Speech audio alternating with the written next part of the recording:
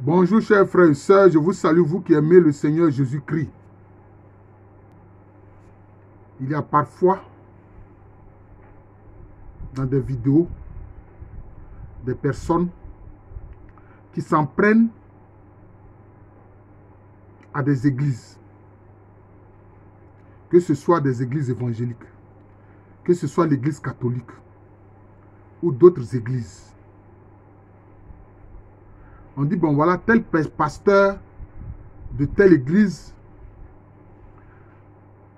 couche avec ses fidèles, a des rapports sexuels avec ses fidèles.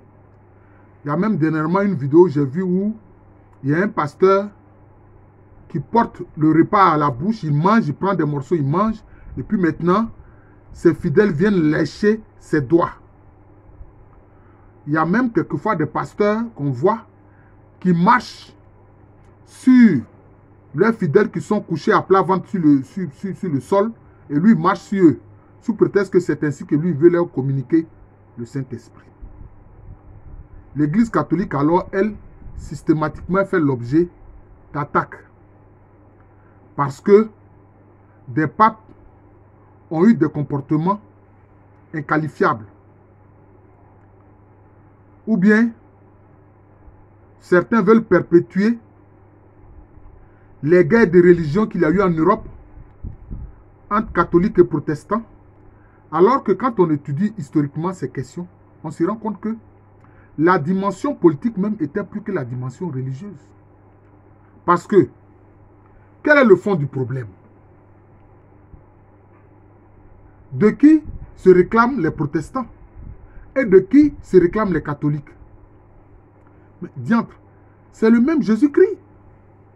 Jésus-Christ n'est pas contre Jésus-Christ. Est-ce que Jésus-Christ est contre Jésus-Christ? Non. Donc vous voyez que c'est une affaire des hommes. C'est une affaire des personnes. Vous comprenez? C'est une affaire de personnes. Oui. Ce n'est pas une affaire d'une église dans son entièreté, non. Jésus-Christ lui-même a indiqué des critères de ceux qui lui appartiennent.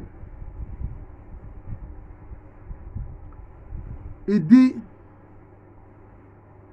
bon serviteur, entre dans la joie de ton maître. Tu as été fidèle, entre dans la joie de ton maître. Donc Jésus-Christ, pour lui, ce sont ceux qui lui sont fidèles, qui entrent dans sa joie. Il ne s'agit pas d'une dénomination pour dire catholique, protestant, méthodiste, évangélique, comment on appelle ça, presbytérien, orthodoxe, c'est pas ça. Il a dit quoi encore? Il dit, celui qui croit en moi, demeure en moi et moi en lui. Donc, il ramène ça à des individus. C'est une affaire d'individus, ce n'est pas une affaire de communauté, non.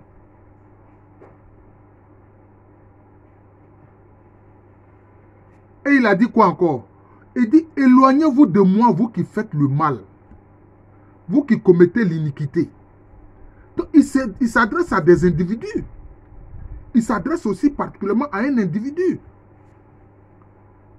Si tu es catholique, tu prétends être catholique, que tu fais le mal, le Christ Jésus te dit, éloigne-toi de moi.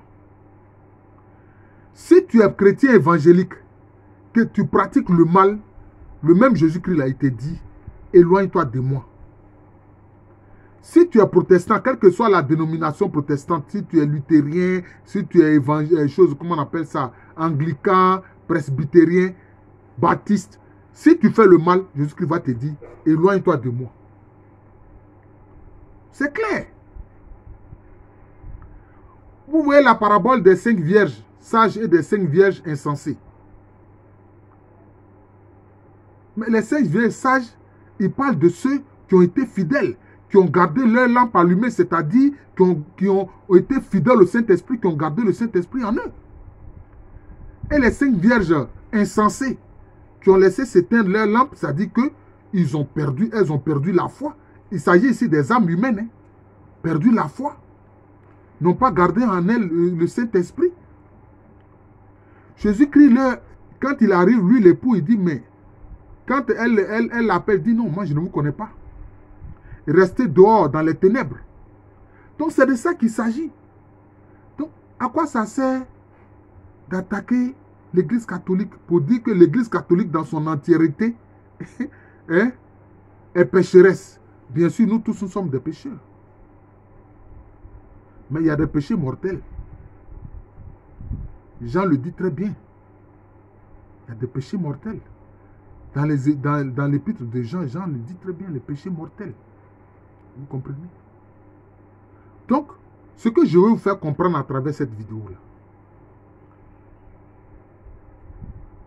ceux qui sont fidèles à Jésus-Christ, c'est une affaire d'individus. Voilà.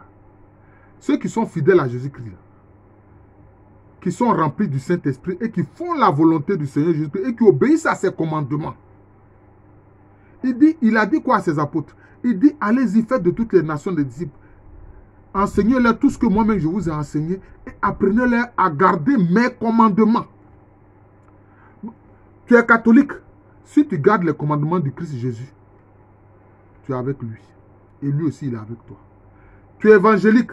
Si tu gardes les commandements du Christ Jésus, il est avec toi et tu es avec lui. Tu es presbytérien. Si tu gardes les commandements de Jésus-Christ, il est avec toi et tu es avec lui. C'est de ça qu'il s'agit. Si tu es anglican, que tu gardes les commandements de Jésus-Christ, il est avec toi et tu es avec lui.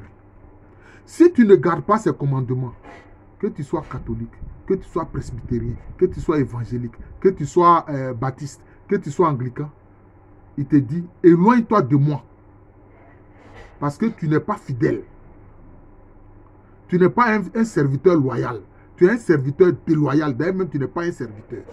C'est de ça qu'il s'agit. Donc, je vois quelquefois des gens qui permettent à des menteurs de venir faire de faux témoignages que oui, ils ont été transportés en esprit au fond de la mer et puis ils ont vu la sirène des eaux qui a dit qu'elle-même, elle s'appelle la Vierge Marie. Et des pasteurs véreux laissent faire ces témoignages-là par des fidèles menteurs. Mais ils vont aller retrouver la Vierge Marie au ciel là-bas à côté de son fils Jésus-Christ. Ah bon? Donc, toi, tu assimiles une sirène des eaux à la mère de Dieu, à la mère de Jésus-Christ. Mais c'est très grave ce que tu fais. Mais moi aussi, je peux te regarder. Toi qui dis que tu allais plonger dans l'océan en esprit et que tu as rencontré une sirène des eaux qui dit qu'elle s'appelle la Vierge Marie. Il peut dire que toi-même, c'est toi la sirène des eaux. C'est toi-même la sirène des eaux. Parce que la Vierge Marie, là, elle est auprès de Jésus-Christ, son fils. Voilà. Vous qui êtes là, qui criez, sang de Jésus, sang de Jésus, sang de Jésus, là. Le sang de Jésus, là, il tient ça de son humanité. C'est-à-dire donc de la Vierge Marie. Il tient ça de son humanité. Bien sûr, elle est sa servante. Ce n'est pas par mérite qu'elle est devenue la mère du Verbe éternel, du Verbe, du Logos. Ce n'est pas par mérite, non. C'est Dieu simplement qui a jeté un regard sur son humble servante. Elle-même, elle le dit dans son Magnificat. Elle-même, elle le dit dans son Magnificat. Il s'est penché sur son humble servante. Et elle a dit quoi? Par le Saint-Esprit, désormais, tous les âges me diront bienheureuse. Toutes les générations diront bienheureuse de la Vierge Marie. Et toi, tu te lèves, tu dis que tu es du Christ et tu la traites de sirène des eaux. Mais tu vas répondre de cela. Jésus-Christ a dit quoi? Que si tu traites même ton frère de fou, tu vas répondre de cela. Et toi, tu traites la Vierge Marie de sirène des eaux, mais tu vas répondre de cela. Et le pasteur qui t'a laissé faire le témoignage, ce témoignage mensonger là, il va répondre aussi de cela. Il va répondre aussi de cela. Donc, faisons attention. La réalité, c'est quoi? Le véritable corps du Christ, ce sont ceux qui font sa volonté.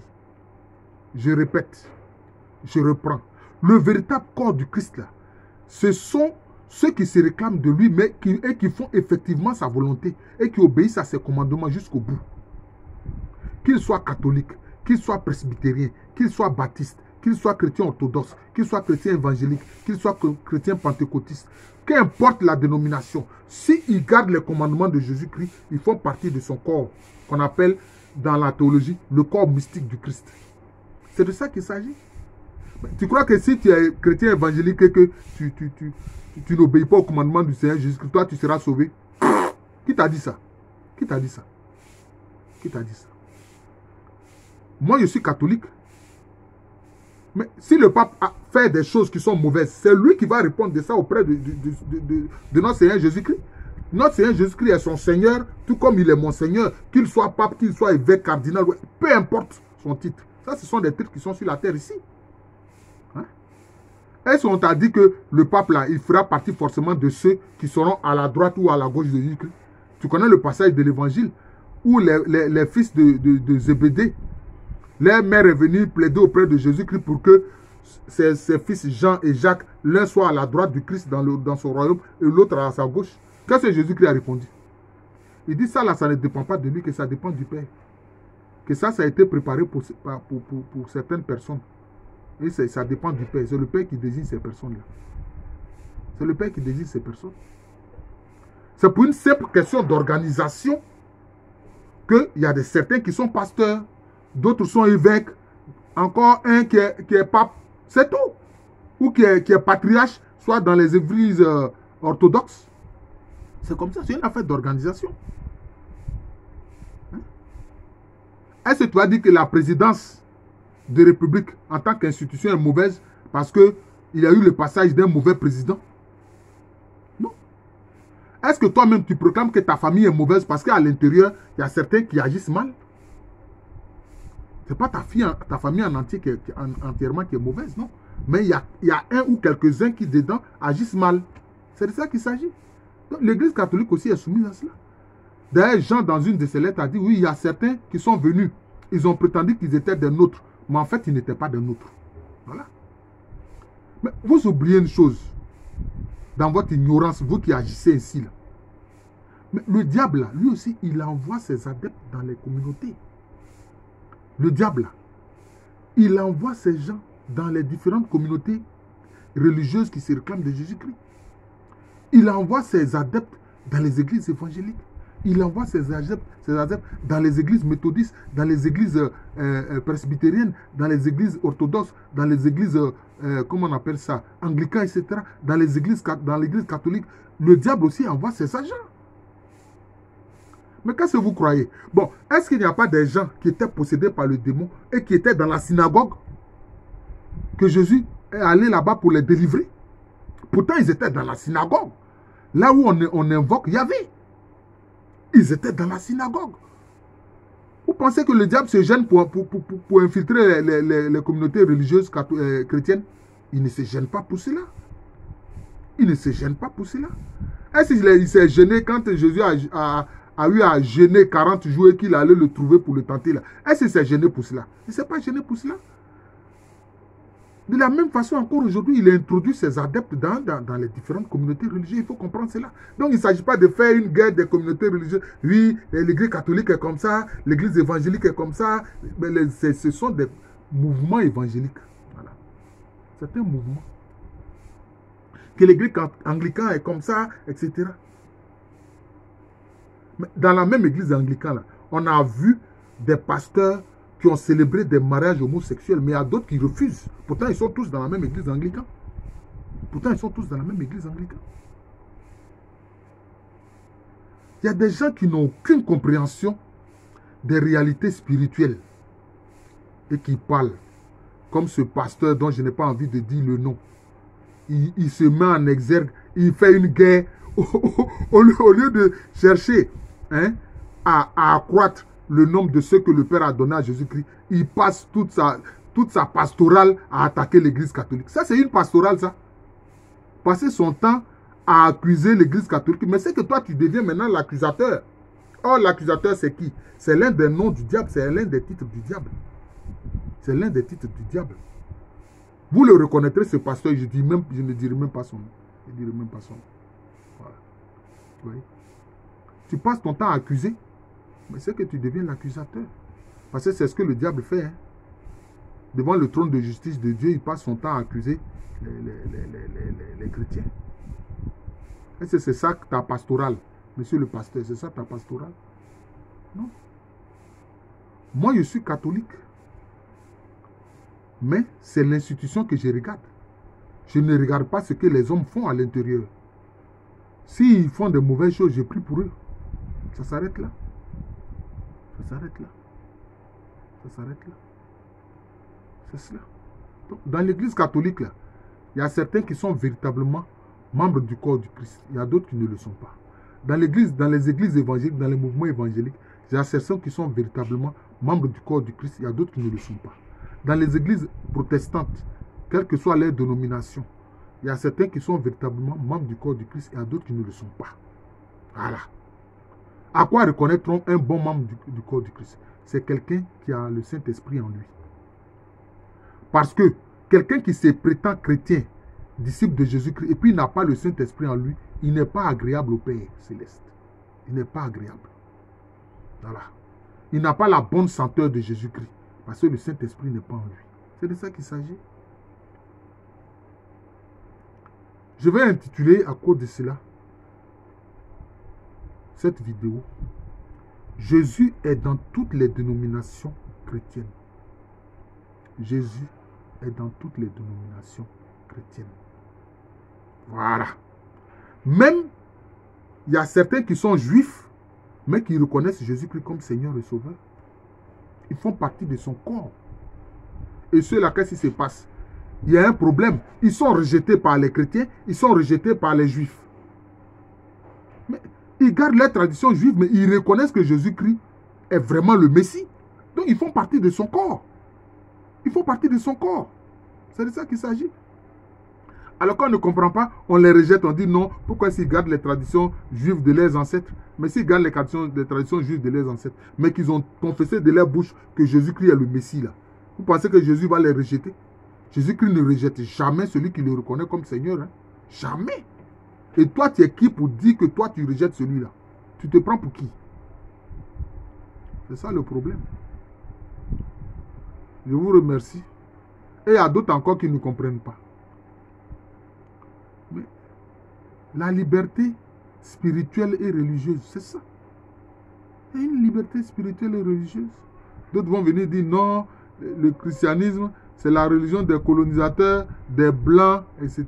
Jésus-Christ n'est pas un Européen, il n'est pas un Caucasien. Jésus-Christ, c'est un juif. Et le peuple juif, là, à l'intérieur, il y avait toutes sortes de gens. Voilà. Il y avait des gens qui avaient la peau claire, il y avait d'autres qui ont la peau noire. Simon de Cyrène qui a aidé Jésus à porter sa croix, là. Regardez le livre des Actes des Apôtres, il est dedans, on l'appelle Simon le Noir. Parce qu'il était un noir. Simon de Cyrène. Cyrène, c'est dans le nord de l'Afrique. En Libye, ça correspond à la Libye actuelle. C'était la Cyrénaïque. C'est un noir. Lisez le livre des Actes des Apôtres. Dedans, on l'appelle Simon le Noir. Donc, Jésus-Christ, lui, il regarde ceux qui obéissent à ses commandements. Ceux qui l'acceptent comme Seigneur et Sauveur. Les dénominations, c'est simplement des moyens d'expression, parce que Jésus a dit que quand 2 ou 3 sont rassemblés en son nom, il est au milieu d'eux. C'est pour cette raison. Sinon, les pères du désert, là, ils étaient des ermites, ils vivaient seuls. Mais ils vivaient pour le Christ, mais ils vivaient seuls. Oui.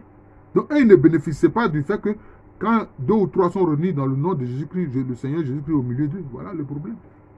Oui. Il y a certains qui ont vécu en ermite, mais en étant en communion avec le Seigneur Jésus-Christ. Il faut comprendre toutes ces choses et puis avoir la connaissance de ces choses-là. Et ne pas dire n'importe quoi. Et faire attention à ce qu'on dit. Ne pas se comporter en accusateur. Voilà, ne pas se comporter en accusateur. Penser que toute une communauté religieuse est vouée à l'enfer, est vouée à la perdition. Non, c'est pas comme ça. Si tu obéis au commandement de Jésus-Christ, c'est ça qui compte. Voilà, c'est ça. Il y a des églises qui sont nées de la prédication d'Africains. C'est le cas de l'église Ariste, Mission du Christ. C'est le cas de l'église du christianisme céleste. Voilà, du christianisme céleste. Voilà. Donc c'est ça. Et tous ceux qui sont dans ces églises-là, si ils confessent le nom de Jésus-Christ et qu'ils gardent en eux le Saint-Esprit, c'est fini. Ils font partie du corps du Christ. C'est tout. Moi, là, c'est le corps du Christ, il regarde. Il ne regarde pas les noms, les dénominations. Moi, j'appelle ça les dénominations. J'appelle ça les dénominations. Tu es chrétien évangélique, tu es mon frère. Tu es chrétien ariste, tu es mon frère. Tu es chrétien méthodiste, tu es mon frère. Tu es chrétien orthodoxe, tu es mon frère. Tu es de l'église éthiopienne, tu es mon frère. tu es chrétien anglican, tu es mon frère. Tu confesses le nom de Jésus-Christ. Et je ne rejette pas non plus mes frères en humanité qui ne reconnaissent pas encore Jésus comme Seigneur et Sauveur. J'estime que le moment n'est pas encore arrivé. Ils n'ont pas encore découvert la vérité. C'est tout. Et je les respecte. C'est tout. Je ne dis pas qu'ils sont voués aux enfers. Non, je ne dis pas ça. Parce qu'à tout moment, Jésus peut appeler quelqu'un. À tout moment, Jésus peut appeler quelqu'un. Moi, il y a l'épouse de mon oncle, qui a été mon père nourricier. C'était quand elle était à l'article de la mort, là. À l'article de la mort. J'ai fait une vidéo sur elle-même. J'ai fait une vidéo sur elle. Quand vous avez regardé, Badjo, ouvrière de la dernière heure. On appelle Badjo, l'épouse de mon oncle. Elle a toujours suivi les esprits de la nature, de la région, de la Guinée, d'Adiaké. Mais quand elle était à l'article de la mort, elle a demandé à rencontrer un prêtre. Le prêtre est venu à elle. Elle a dit qu'elle veut donner sa vie à Jésus-Christ. On l'a baptisée et puis quelque temps après, elle est décédée. Mais elle disait avant de mourir, elle dit, ah, avant, je voyais des ténèbres, j'étais dans les ténèbres, mais maintenant là, je vois que je suis dans la lumière. Je vois maintenant où je m'en vais. C'est ce que Badjo a dit. Voilà. Je vous remercie. Je suis le frère Jean de l'amour de Jésus. Je remercie ceux qui commentent les vidéos que je fais sur ma chaîne YouTube Jean de l'amour de Jésus. J'en suis heureux. Mais partagez aussi ces vidéos-là. Partagez ces vidéos-là. C'est important. Ce sont des enseignements que je donne. J'en suis à près de 380 et quelques vidéos. Il faut les partager. Donc, je suis le frère Jean de l'amour de Jésus. Mais à l'état civil, je suis le professeur Alou Koméré. Merci encore et bonne journée à tous.